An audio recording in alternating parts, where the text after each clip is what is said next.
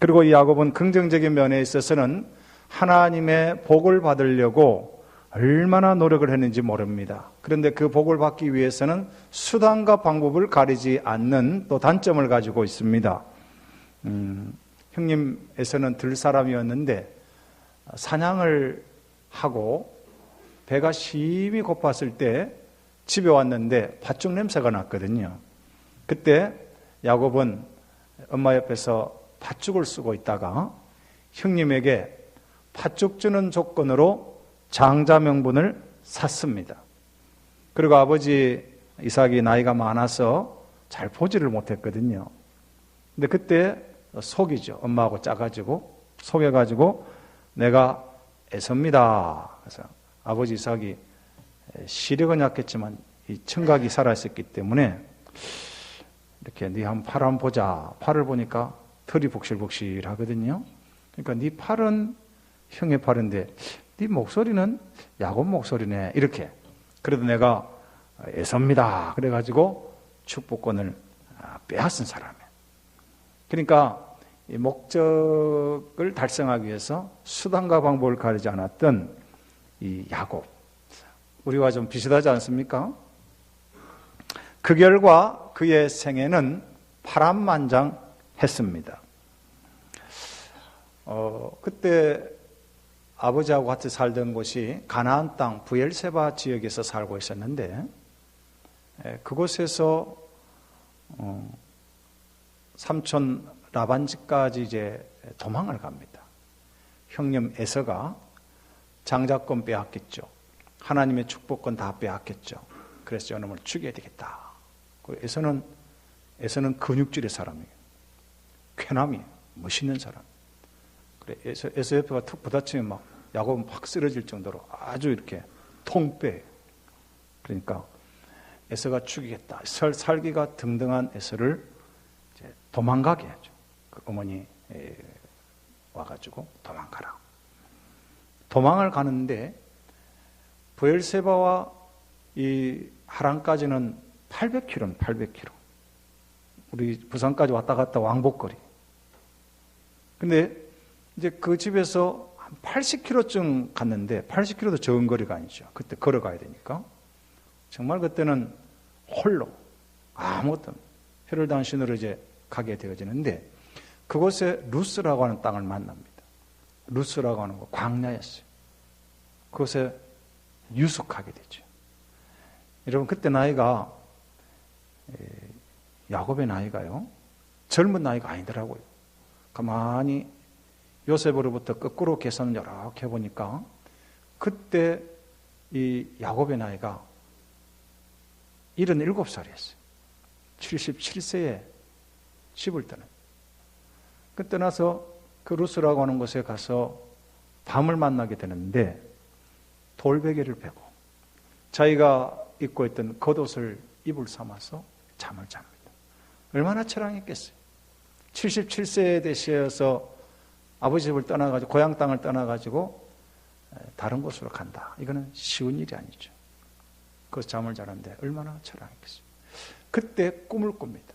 과거의 구약 성경에는 하나님께서 계시하실 때 꿈을 주세요. 꿈을 꾸는데 무슨 꿈을 꾸느냐면 사닥다리가 하늘에서 땅까지 이어지는 거예요. 그리고 천사들이 오르락 내리락 하는 거예요. 그 위에서 하나님께서 말씀을 하시는 거예요. 야곱아, 내가 너와 함께한다. 내 자손이 동서남북에 편만하게 될 것이다. 너는 두려워하지 마라. 내가 너와 함께한다. 이 말씀을 주셨거든요. 야곱이 잠에서 깼습니다. 그때 그 야곱이 그곳 이름을 바꿔버리는 거예요. 그 바꾼 이름이 뭐냐면 베델입니다. 벳. 히브리 말로 벳하는 것은 집이라는 뜻이고 엘하면 하나님이라는 뜻이에요. 그러니까 하나님의 집. 그러면서 자기가 베었던 돌베개를 기둥 삼아가지고 거기에 기름을 붓고 하나님께 제사를 드리고 그리고 하나님이 여기에도 함께 계셨구나 고백을 하죠. 자, 이 경험을 가지고 나머지 길을 가는 거죠. 80km 왔으니까 800에서 80편 820km를 걸어서 이렇게 가요. 삼촌 라반을 만나죠. 그때 이제 라헬을 먼저 만나는데 너무 막 눈에 쏙 들었어요. 한눈에 반했어요. 한눈에. 어떤 남자가 옛날에는 펜팔을 했어요. 펜팔을 막 이렇게 했는데, 어이구 뭐 내가 당신을 뭐 한눈에 반했습니다. 뭐 이런 막 펜팔을 막 했어요. 한눈에 반했어요. 그래서 지금 만나니까 애꾸들이에요, 애꾸.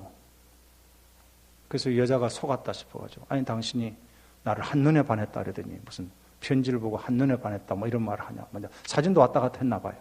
한눈에 반했다. 내가 무슨 거짓말했냐. 내가 한눈에 봤다. 내 눈이 하나밖에 없으니까 한눈에 반했다. 그래서 야곱이 라헬을 만나면서 한눈에 반했어요. 너무너무. 그래가지고 7년을 삼촌하고 약속을 하죠. 그 한 여인을 위해서 7년을 무료 봉사를 합니다. 종처럼 일해요. 먹고 자는 거 외에는 아무 돈 안 줘요. 7년을 열심히 일을 했는데 이제 결혼식을 했어요. 저녁에 그때는 뭐 깜깜했으니까 요새 같으면 불을 켜가지고 이 여자가 만나 저 여자 만나 이렇게 할 건데 그냥 깜깜하니까 그냥 텐트 속에 여자를 넣어주는 그런 습성이 있는가 보죠. 그래서 밤새도록 뒹굴고 나서 아침에 보니까 자기가 사랑했던 라헬이 아니고 언니 레아가 또 품에 안겨 있는 거예요. 귀찮은 노릇이 여러분. 얼마나 귀찮겠어요. 내가 사랑해서 7년 동안 무료병수였던 여자가 내 품의 여자가 아니고, 그 레아는 성경에 보면요 알렉이 부족했다는 건데 시력이 나빴다는 말도 있지만 좀 못생겼거든요. 그러니까 전혀 끌리지 않는 그 여자가 자기 안에 자기 품에 더 안겨 있으니까 얼마나 기가 차겠어요. 여기서부터 삼촌에게 막 속임을 당하는 거예요. 그래가지고 다시 또 일주일을 채우고 다시 이제 라헬을 품고 자는데 그 라헬을 위해서 또 7년을, 그러니까 한 여인을 위해서 14년을 무료 봉사를 했어요. 무료 봉사.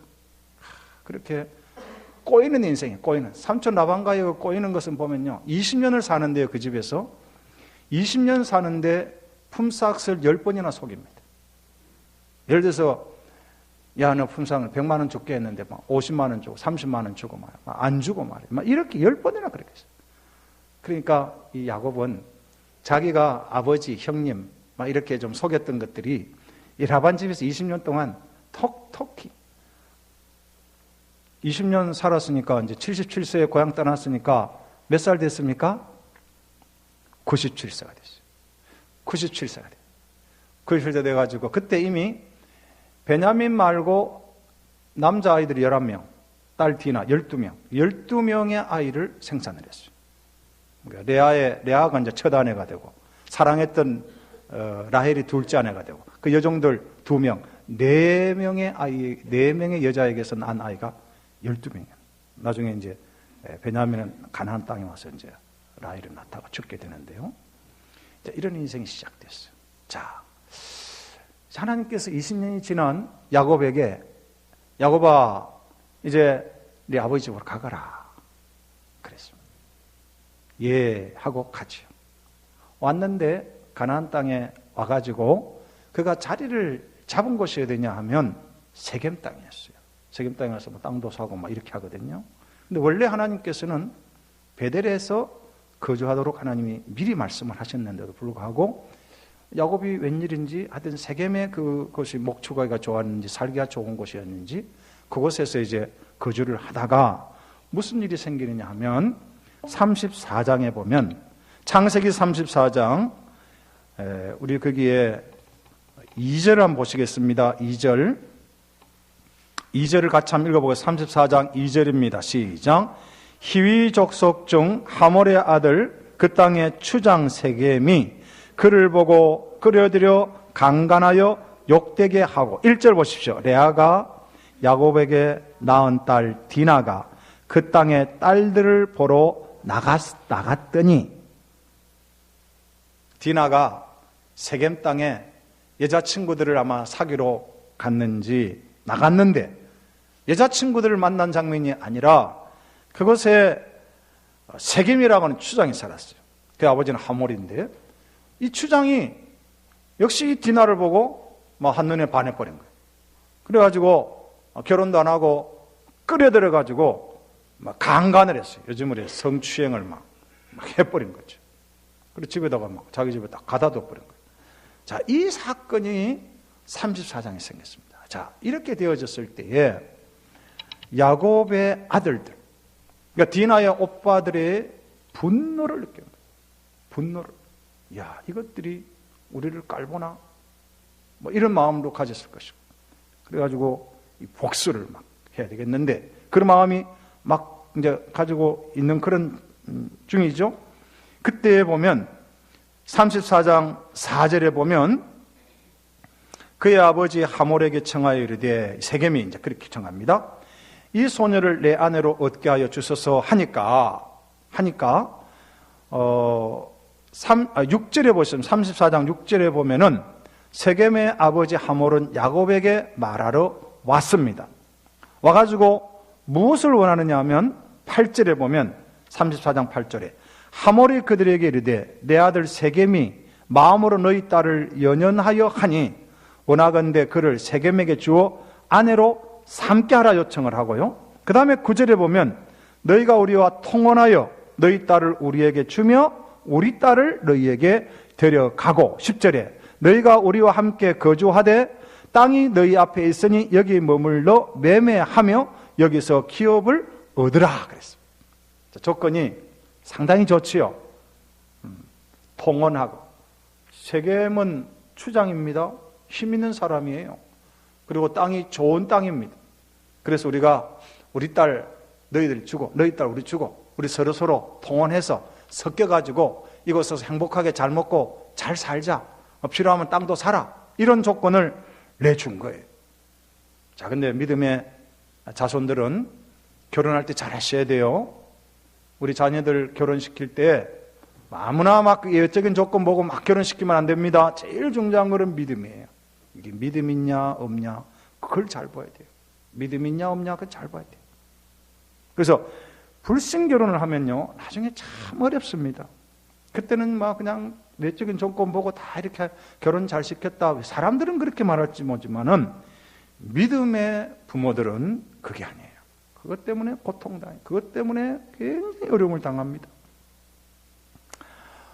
하여튼 이 디나가 강간을 당하고 성적인 모욕감을 느끼고 모멸감을 느끼고 그렇게 되었을 때에 디나의 오빠들은 아버지와 같이 의논합니다. 아버지, 좋습니다. 우리 그렇게 합시다. 그리고 그 대신에 우리는 선택받은 하나님 백성이기 때문에 할례를 받아야 되지 않습니까? 아브라함도 이삭도 야곱도 그 자녀들도 다 할례를 받아야 되거든요. 할례를 받게 합시다. 그래서 우리가 하나님의 언약 백성 되면 우리 같이 통혼합시다. 그렇게 해서 할례를 받게 합니다. 할례를 받아요. 18절에 34장 18절에 보면 그들의 말을 하몰과 그의 아들 세겜이 좋게 여겼다 그래서 그들의 말이라는 것은 할례 받고 나서 우리 서로 통혼하자. 좋다. 이렇게 이제 한 것입니다. 그래서 20절에 보면 34장 20절에 보면 하몰과 그의 아들 세겜이 그들의 성읍문에 이르러 그들의 성읍 사람들에게 말하여 이르되, 자 21절 같이 읽어보겠습니다. 34장 21절입니다. 시작. 이 사람들은 우리와 친목하고 이 땅은 넓어 그들을 용납할 만하니 그들이 여기서 거주하며 매매하게 하고 우리가 그들의 딸들을 아내로 데려오고 우리 딸들도 그들에게 주자 해서 22절에 보면 할례를 받자 이렇게 나오죠. 할례를 받습니다. 할례라고 하는 것은 남자의 생식기 표피를 베는 거거든요. 그러니까 요즘에는 뭐 이렇게 마취나 이런 시스템이 잘 되어 있겠지만 과거에는 거의 마취 시스템이 없었거나 원시적인 방법으로 이제 표피를 자르는 거죠. 한 3일째 되면 그것이 막 얼마나 고통스러운지 움직이지 못해요. 움직이지 못해요. 그때에 야곱의 두 아들이 칼을 차고 나갑니다. 25절, 34장 25절 같이 읽어보겠습니다. 시작. 제3일에 아직 그들이 아파할 때에 야곱의 두 아들 디나의 오라버니 시므온과 레위가 각기 칼을 가지고 가서 몰래 그 성읍을 기습하여 그 모든 남자를 죽이고 26절 칼로 하몰과 그의 아들 세겜을 죽이고 죽여버려. 다 죽여버려. 남자를 막 다 죽여버려. 싸움할 만한 장정 다 죽었어. 이것은 하나님께서 그 시므온과 레위에게 특별히 거룩한 분노를 느끼게 한 것입니다. 언약의 백성으로서 느낄 수 있는 거룩한 분노예요. 그런데 야곱은 이때 어떤 반응을 보이느냐 하면 30절, 34장 30절 같이 읽어보겠습니다. 34장 30절입니다. 시작. 야곱이 시므온과 레위에게 이르되 너희가 내게 화를 끼쳐 나로 하여금 이 땅의 주민 곧 가나안 족속과 브리스 족속에게 악취를 내게 하였도다. 나는 수가 적은즉 그들이 모여 나를 치고 나를 죽이리니 그러면 나와 내 집이 멸망하리라. 야곱의 그 대답은 철저히 인간적인 대답이에요. 하나님의 언약적인 관점이 아니고 철저히 인간적인 관점입니다. 가나안 7족속 중에 힘이 아주 센 족속인데 가나안 족속, 브리스 족속, 이런 족속들이 가나안 땅에 같이 7족속이 살았거든요. 히위 족속들이 이제 어려움을 당하니까 동맹을 맺은 이 다른 족속들이 가만히 안 있는다는 이야기죠. 그래서 우리가 이들에게 악취가 되었다. 악취는 치워버리는 거거든요. 쓰레기를 가만히 둘 사람 없어요. 치워버리는 거예요. 이제 우리는 이제 다 죽었다. 나와 내 집이 약하고 전쟁하면 능력도 안 되는데 우리는 다 죽었다. 매우 인간적인 시리에 빠져서 두려움에 사로잡히는 겁니다. 우리가 신앙생활 하다가 이럴 때가 있습니다. 오늘 야곱은 20년 동안 삼촌 집에서 살 때에 하나님을 의지했어요.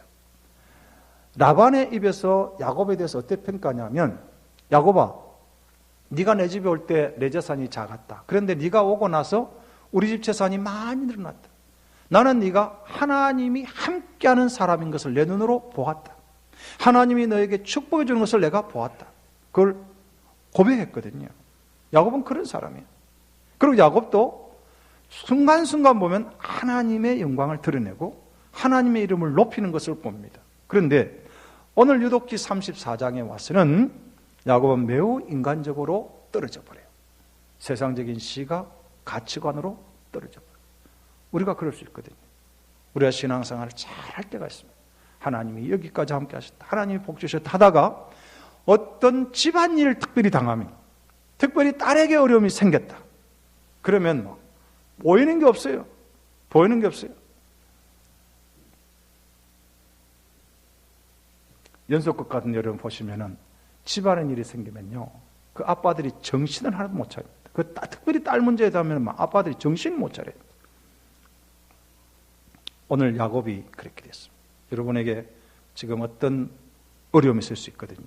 집안에 있을 수도 있고 말할 수 없는 어려움과 고통 가운데 있는 분들이 있습니다. 특별히 자녀의 문제에 여러분 시달린 분들이 있을 거예요. 그럴 때는 그 순간적으로 하나님이고 뭐고 생각이 안 나요. 믿음이고 뭐고 아무 생각 안 돼요. 뭐 기뻐하라, 찬양하라, 기도하라, 그게 생각이 안 납니다. 생각이 나면 거룩한 사람, 전혀 생각 안 나요. 완전 인간적으로 바뀌어버려요. 지금 그 상태가 오늘 34장의 이야기입니다. 자, 근데 그때 하나님께서 야곱에게 주신 말씀이 오늘 35장 이야기예요. 그때 하나님께서 야곱에게 뭐라고 말씀하느냐 하면, 일어나 베델로 올라가라, 그렇게 해요. 35장 1절. 우리 35장 1절 같이 읽어보겠습니다. 시작. 하나님이 야곱에게 이르시되 일어나 베델로 올라가서 거기 거주하며 네가 네 형 에서의 낯을 피하여 도망하던 때에 네게 나타났던 하나님께 거기서 제단을 쌓으라 하신지라. 아멘. 자, 형님 에서를 피해서 도망가다가 루스라고 하는 곳에 그 아버지 집에서 한 80km쯤 왔을 때 유숙하면서 하나님을 만난 곳, 그것이 베델이거든요. 하나님을 기억하게 하는 말씀이 베델입니다. 그곳으로 올라가라는 거예요. 그곳으로 올라가라. 사랑하는 성도님들, 여러분 혹시 믿음 생활하다가 은혜를 잊어버릴 때 있습니다. 믿음이 약할 때가 있습니다. 그러나 포기하지 마세요. 여러분이 가장 낮아지고 가장 힘들어지고 포기하고 싶을 그때 하나님은 여러분에게 어떤 경로를 통하든지 말씀을 해주세요. 그리고 베델로 올라가라고 말씀을 하세요. 이 베델로 올라가라는 것은 은혜의 자리로 가라 그런 이야기입니다. 다시 회복하라 그런 이야기예요. 거기에 계속 머물면서 두려워하지 마라 그런 이야기입니다. 여기 에서의 낯을 피하여 도망하던 때가 언제입니까? 두려움에 사로잡혔을 때. 자기 생명을 구하려고 그 아버지 집을 피해서 도망갔던 그때를 말하는 것입니다. 지금 이 야곱이 동일하게 가나안 족속과 브릿 족속을 두려워하는 겁니다. 만약에 그들이 우리를 공격하면 우리는 다 죽는다. 두려워하던 그때에 하나님께서 두려워하지 마라. 그리고 베델로 올라가라. 그곳에 가서 제단을 쌓아라 말씀입니다. 여러분 혹시 신앙적으로 심히 약하고 혹시 인간적인 어떤 두려움과 어떤 염려와 걱정에 사로잡힌 분들, 오늘 주의 말씀을 붙잡고 베델로 올라가는 축복 있기를 주의 이름으로 축원합니다. 베델로 지금 올라가라고 말씀합니다. 베델로 올라가. 자, 3절을 같이 읽어볼까요? 3절 같이 읽습니다. 시작. 우리가 일어나 베델로 올라가자. 내 환난 날에 내게 응답하시며 내가 가는 길에서 나와 함께 하신 하나님께 내가 거기서 제단을 쌓으려 하노라 하매. 아멘. 야곱은 하나님으로 말씀을 듣습니다. 그리고 그 집안 식구들에게 우리가 함께 베델로 올라가자 그렇게 이야기합니다. 우리가 믿음 생활하면서 다른 사람의 믿음도 잘 돌봐야 돼요. 연약한 믿음, 약해진 믿음, 그런 사람들에게 우리 같이 베델로 올라가자. 은혜의 자리로 다시 가자. 내 환난 날에 내게 응답하신 하나님께로 다시 올라가자. 나와 함께 하신 하나님, 내가 가는 길에 정말로 외롭고 힘들고 고통스러웠을 때 나와 함께 하신 하나님께 같이 가자. 이렇게 함께 말하는 것이 매우 중요하죠. 우리가 일어나 베델로 올라가자. 자, 베델로 올라갈 때 어떤 자세로 올라가야 될까요? 내가 가지고 있는 거, 아직도 내가 포기하지 못한 거 그대로 가지고 있으면 안 됩니다. 2절을 보십시오. 35장 2절입니다. 같이 읽어보겠습니다. 시작. 야곱이 이에 자기 집안 사람과 자기와 함께한 모든 자에게 이르되 너희 중에 있는 이방 신상들을 버리고 자신을 정결하게 하고 너희들의 의복을 바꾸어 입으라. 아멘. 지금까지 의지했던 이방 신상 버리라는 거예요. 이방 신상은 어디에서 왔을까요? 저 하란 땅에서 가지고 온 이방 신상이 있습니다. 드라빔 같은 거. 가정 그 수호신 그런 거. 의복. 이것은 이방 문화적인 그런 옷입니다. 또 우상숭배와 관련된 그런 옷입니다. 그것을 바꾸어 입으라. 이거 그대로 가지고 안 된다. 여러분 예수님 믿으면서 과거에 여러분이 믿었던 거 그거 의지하면 안 됩니다. 아직도 부적을 여러분 의지해서 안 돼요. 아직도 사주팔자 그거 의지하면 안 되고요. 아직도 무슨 점치는 거 그런 거 의지하면 안 됩니다. 하나님 믿고 그거 믿으면 하나님이 제일 싫어하는 게 그런 거예요. 그 십계명 1, 2계명이 뭐냐면 너는 내 앞에 다른 신 두지 마라. 우상 만들지 마라. 그거거든요. 1, 2절이 그렇게 나오니 1계명, 2계명이 그거예요. 그렇기 때문에 우리가 하나님을 믿으면서 이방 신상을 여전히 가지고 있으면 안 돼요. 제가 시골에서 이렇게 목회를 해보니까 어떤 사람들은 굉장히 신주단지를 이렇게 버리는 거 굉장히 두려워하더라고요. 아무것도 아닌데. 아무것도 아닌데. 예수님 믿으면서 이방 신상 의지하면 안 되고 또 세상의 의복, 이 화려하고 우상과 관련된 의복, 그게 뭐냐 하면 4절에 그런 이야기가 나와요. 4절도 한번 읽어보겠습니다. 4절 시작. 그들이 자기 손에 있는 모든 이방 신상들과 자기 귀에 있는 귀고리들을 야곱에게 주는지라. 야곱이 그것들을 세겜 근처 상수리 나무 아래에 묻고, 여기 보면 귀고리가 나와요. 귀고리는 의복과 관련된 이야기입니다. 이 귀고리는 뭐냐 하면 부적이에요. 부적. 귀고리를 딱 달고 있으면 악귀가 물러간다, 그런 생각했거든요. 예수님 믿으면서 예수님 믿기 전에 한 거는 다 용서할 수 있습니다. 근데 예수님 믿고 나서 몸에 문신을 하는 건 안 돼요. 문신을 왜 합니까? 폼으로 하는 거 아니에요. 문신이 나를 지켜준다 생각하죠. 문신이 나를 지켜준다. 보호하죠. 축구하는 축구 선수들도 이렇게 보면 문신을 막 새기거든. 자기 몸을 지켜준다 생각하는. 그게 아니에요. 귀걸이, 이거는 문신과 같은 거. 이거 다 내려놔야 돼. 그러니까 우리가 예수님 믿는 거는요, 하나님을 믿는다는 것은요, 우리가 생각하는 것보다 훨씬 엄격합니다. 훨씬 엄격. 물론 처음에는 우리가 그냥 다 뭐 허용하고 이렇게 할 수, 그러나 신앙생활을 오래 하면 오래 할수록 우리가 세상적인 거 계속 차단시키고 십자가 바라보고 좁은 길로 가는 것이 믿음 생활이에요. 자, 그렇게 하고 베델로 올라가야 돼요. 그렇게 해야 그 자리가 은혜의 자리가 되는 거예요. 여전히 우리 속에 가지고 있는 과거의 습성이나 내가 의지하는 세상의 그 어떤 것을 가지고 하나님이 은혜 주시리라. 안 됩니다. 여러분 마음에요, 하나님보다 조금이라도 사랑하시면 다 내려놔야 돼요. 그것이 자녀거나 돈이거나 건강이거나 뭐 어떤 것이거나 그걸 다 내려놓지 않으면 하나님이 복을 주잖아요. 그래서 그걸 야곱이 다 받아가지고 이방 신상도 받고 의복도 받고 귀걸이도 받고 다 받아가지고 세겜 근처 상수리나무 아래 묻어버렸습니다. 과거를 묻어버리는 거예요. 세상 의지했던 거 묻어버리는 거예요. 이방 신상 다 묻어버리고 이제 5절 읽습니다. 5절 시작. 그들이 떠났으나 하나님이 그 사면 거울들로 크게 두려워하게 하셨으므로 야곱의 아들들을 추격하는 자가 없었더라. 할렐루야. 여러분 보십시오.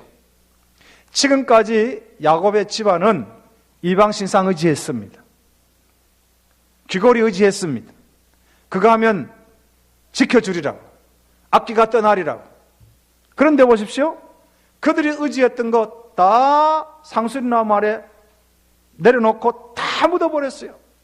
묻어버리고 떠났는데 야곱이 지금 두려워했던 자들이 누굽니까? 가나안에 있는 족속들입니다. 특별히 가나안 족속, 브리스 족속 두려워했습니다. 이들이 연합해서 야곱을 치면 야곱의 집안이 완전히 망하리라고 생각을 했는데, 그들이 의지했던 신상 다 내려놓고 귀걸이 다 떼고 의복 다 바꾸고 다 묻어버리고 떠났는데 하나님이 나오는 거예요. 하나님이 그 사면 거울들로 크게 두려워하게 하셨으므로. 누구를 두려워하게 했어요? 야곱과 그 가정을 두려워하게 했어요. 야곱이 그들을 두려워한 것이 아니고 이제는 브리스 족속과 이 가나안 족속이 야곱을 보면서 두려움을 느꼈다는 거예요. 누가 하신 겁니까? 하나님이 하셨더라. 할렐루야. 여러분이 지금 의지하는 거 그거 놓으면 막 세상이 끝날 것 같고 막 두렵고 이거 놓으면 막 큰일 난다 생각하더라도 하나님을 위해서, 내가 하나님께 예배하기 위해서, 하나님을 더 잘 섬기기 위해서 그것을 내려놓으면 하나님이 여러분을 지켜 보호하여 주시는 줄을 믿으시기를 주의 이름으로 축원합니다. 하나님이 함께 하시면요, 사명 거울들이 그 하나님의 백성들을 두려워했다는 것입니다. 얼마나 두려워했습니까? 야곱의 아들들을 추격하는 자가 없었더라.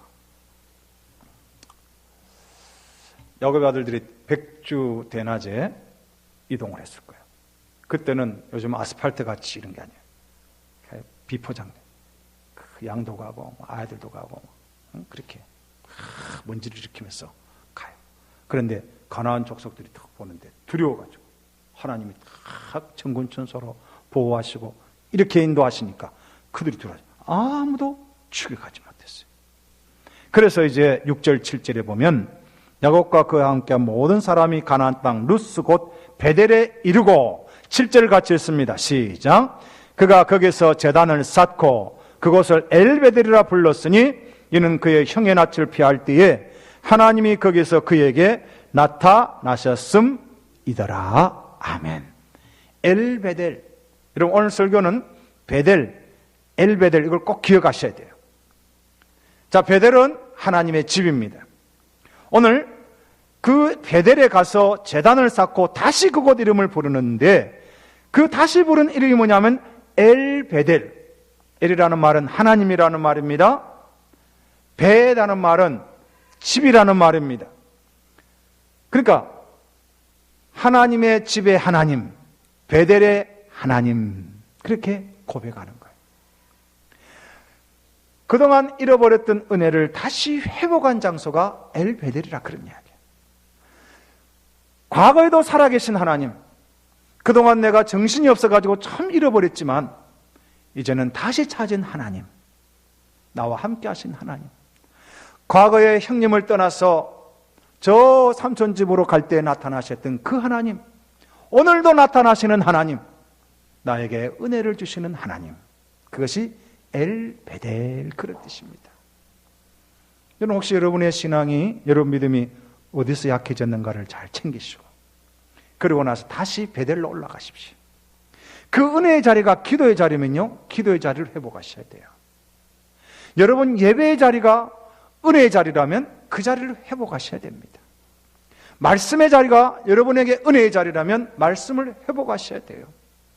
여러분 각자에게 하나님이 주신 베델이 있습니다. 그 베델에서 우리가 떠날 수 있습니다. 그러나 하나님 지금 말씀하십니다. 다시 베델로 올라가라. 그리고 그것을 다시 가셔가지고 엘 베델을 경험했으면 참 좋겠어요. 제가 아는 선배 목사님께서 서울에서 목회를 하실 때, 이분은 남아공에서 공부를 하고 오신 분이거든요. 근데 이제 제가 종종 찾아뵐 일이 있었어요. 가면 참 목회하기가 이게 참 쉽지가 않네요, 이런 이야기를 그때 하셔서, 저는 그때는 그 말귀를 못 알아들을 때였습니다. 제가 학생사회 갔을 때니까. 그래서 은혜가 참 이제 필요한 은혜가, 은혜가 정말로 회복이 필요해. 그러면 항상 그분이 남아공에서 공부할 때를 늘 기억한다는 거예요. 그래서 교회 안식년을 받아서 그 남아공에 다시 가가지고 그 은혜 받았던 장소를 찾아다니면서 말씀을 붙잡고 기도하고, 그래서 회복이 돼가지고 목회를 하고 있다, 그런 말씀을 하신 적이 있어요. 우리에게는 지금 은혜가 필요합니다. 은혜는 사모하는 자에게 주님께서 주십니다. 여러분, 하나님께서 은혜의 때를 예비하고 계세요. 그때가 언제입니까? 오늘이고 또 이번 한 주간입니다. 저는 우리 교회가 이번 한 주간 가을 특별 새벽 기도를 하게 되는데, 이 자리가 우리 엘 베델의 시간이 되기를 주의 이름으로 축원합니다. 우리가 베델로 올라가는 자리가 되기를 주의 이름으로 축원합니다. 우리가 이대로 계속 가서는 안 됩니다. 올해도 지금 이제 다 지나가고 있어요. 하나님, 내가 베델의 자리에 올라가겠소. 그리고 엘 베델의 하나님, 과거에도 만나신 하나님, 나를 회복의 은혜를 더하여 주시고 정말로 은혜를 회복해서 계속 남은 생애를 끝까지 잘 감당할 수 있도록 축복하여 주시옵소서. 이러한 간절함이, 이러한 고백이, 이러한 기도가 우리에게 있기를 주의 이름으로 축원합니다. 기도하겠습니다. 하나님 아버지, 베델로 올라가라고 했습니다. 우리가 세상을 두려워합니다. 그러나 주님보다 더 높은 자 없고, 주님께서 우리와 함께 하시면 세상이 우리를 두려워하게 하는 줄을 믿습니다. 끝까지 믿음을 가지고 전진하게 하시고 올라가게 하시고 하나님께 예배하며 기도하며 찬양하며 우리 모두가 은혜를 회복하여 우리 남은 여생 하나님 앞에 더욱 풍성한 열매를 맺어 드리도록 축복하여 주시옵소서. 이번 한 주간 우리 교회가 가을 특별 새벽 기도회를 합니다. 이 자리가 베델의 자리 되게 해 주시옵소서. 올라가는 자리 되게 해주시고 엘베델이 되게 은혜를 베풀어 주시옵소서. 예수님 이름으로 기도하옵나이다. 아멘. 260장 찬송입니다.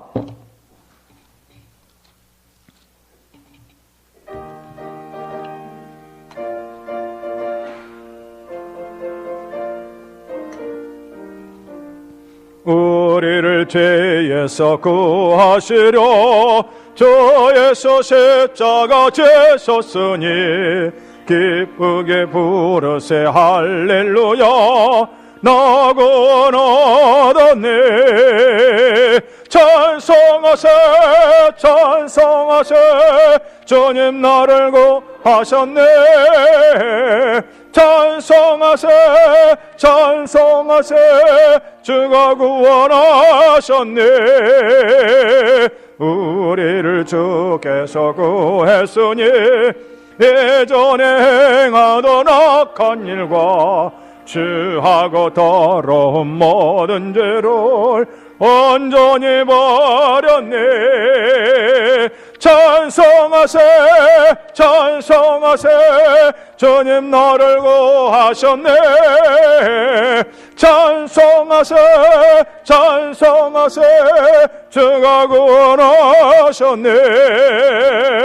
나 지금 죄에서 사함 받아 거룩한 백성이 되었으니 이 육신 장막을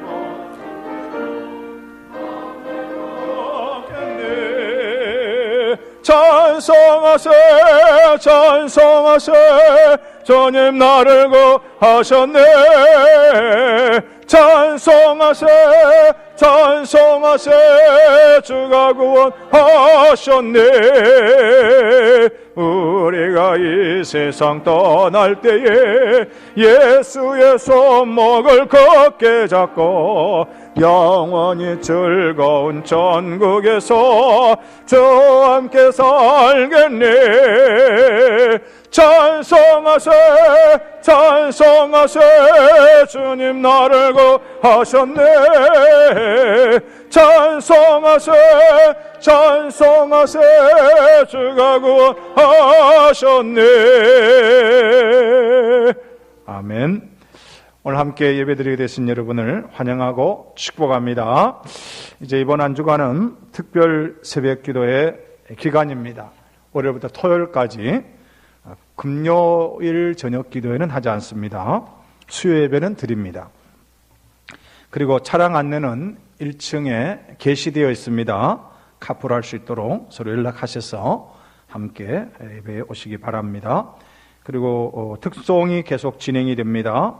월요일 당회원 교육자 부부, 화요일 안수집사 권사, 수요일 남전도회, 목요일 여전도회, 금요일 청년부, 토요일 찬양대원 이렇게 진행이 됩니다. 우리 부장님들이나 또 리더들은 다 연락하셔서 같이 은혜롭게 1절, 2절만 부르시면 됩니다.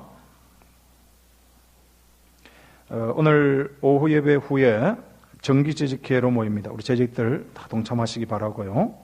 그 다음 주일은 추수감사 주일을 지키게 됩니다. 여러분 간지로 드린 감사헌금 봉투에 감사의 표시를 정성껏 해주시기를 바라겠습니다. 그리고 다음 주일 오후 예배 후에 기간 발표회가 있습니다. 우리 사라셀에서 한 팀 준비해 주시고 1여전도회, 2여전도회, 남전도회, 청년부, 또 색소폰 이렇게 나뉘어서 준비해 주시면 감사하겠습니다. 당회원 피택장로 부부 모임은 이번 주 토요일 날은 이 김장을 하기 때문에 한 주를 연기해서 25일로 모이게 됩니다. 그리고 이번 토요일 날은 우리 교회 1년 큰 행사 중에 하나인 교회 김장을 하겠습니다. 아침 8시까지 나오시기 바랍니다. 8시에 시작을 하니까 8시에 나오시고 혹시 좀 늦더라도 거의 오후 늦게까지 이렇게 하니까 많이 오시기 바라고요. 금요일 날은 아마 제 청주에 농장으로 좀 가야 되니까 우리 남자분들이 좀 도와야 된다고 합니다. 협조해 주시면 감사하겠습니다. 우리 김종진 집사님께서 목양실에 스탠드형 옷걸이를 원목으로 이렇게 선물해 주셔서 감사합니다. 그리고 2018년도 해외 단기 선교 참가자를 모집을 합니다. 오늘부터 광고 나가면 2월 말까지만 신청을 받습니다. 장소는 러시아 연해주 지역으로 가게 됩니다. 그리고 기간은 4박 5일이고요. 우리가 일자는 7월, 8월 중에 우리 교회 일자와 좀 조절을 해서 여러분이 또 잘 많이 참석할 수 있는 그런 시간을 조절해서 하려고 합니다. 경비는 그곳의 숙비와 숙식비와 항공료를 포함해서 한 100만 원 정도 듭니다. 그래서 한 100만 원 경비를 하는데 청년부 이하는 50%를 교회에서 지원하겠습니다. 유초등부도 같이, 중고등부도 같이 갈 수 있도록 해주시기 바라고요. 특별히 이 연해주 지역은 우리가 잘 아는 대로 독립군들이 그곳에 가서 많이 활동했던 곳입니다. 그곳에 가면 안중근 의사가 어떻게 활동했는가 하는 것도 있고 또 우리 발해, 우리 과거에 우리 영토가 다 그곳이었거든요. 그런 유적지들도 있고. 그래서 이번에는 선교지에 가서 직접 선교도 하겠지만 우리 과거 역사, 근세 역사를 볼 수 있는 곳입니다. 그래서 특별히 우리 자녀들 많이 동참할 수 있으면 우리 한국을 이렇게 아는데 또 우리가 앞으로 통일 한국을 준비하는 그런 우리 다음 세대들을 아주 좋은 기회가 되리라 그렇게 생각을 합니다. 그래서 위해서 기도해 주시고 많이 협조해 주시고 이제 2월까지 신청을 다 받고 3월부터는 훈련에 들어갑니다. 한 달에 한 번씩 같이 기도회도 하고 같이 또 말씀도 듣고 이렇게 준비해서 가도록 하겠습니다. 우리 자리에서 일어나셔서 헌금을 위한 기도와 축도로 예배를 마치겠습니다.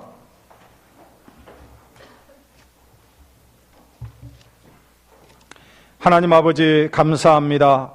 주님께서 주신 것 중에 구별하여 이